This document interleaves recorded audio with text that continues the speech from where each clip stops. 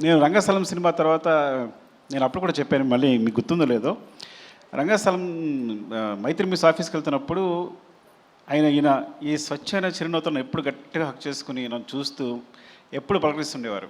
నేను ఒకటే అనుకునేవాడిని, రంగస్థలం కనుక మళ్ళీ సూపర్ హిట్ అవ్వాలి, మళ్ళీ ఒకవేళ సినిమా ఏదైనా అయితే ఈ చిరునవ్వు ఉంటుందా లేదా నన్ను పలకరించడానికి, అంతే ప్రేమతో పలకరిస్తారా లేదా అని భయపడేవాడిని.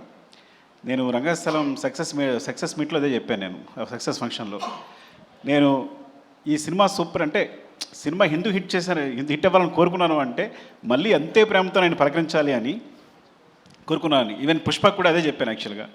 సో మైత్రి మూవీస్లో అందరికీ మమ్మల్ని అందరినీ ప్రేమతో పలకరించి మంచిగా చూసే వాళ్ళందరినీ ఆయన తర్వాత ఆయన ప్రొడ్యూసర్గా మొదటి సినిమా చేస్తున్నారు. We are so happy actually. అందరూ అనుకున్నాం ఈయన మంచి ప్రొడ్యూసర్ కావాలని. సో అది రామ్ చరణ్ గారు హీరోగా బుచ్చిబాబు డైరెక్షన్లో మొదటి సినిమా కావడం అనేది చాలా ఫ్రాంక్లీ చెప్పాలంటే ఆయన ప్రేమ అండ్ అదృష్టం కూడా. And wishing the best first Satish గారికి అండ్ లవ్ యూ.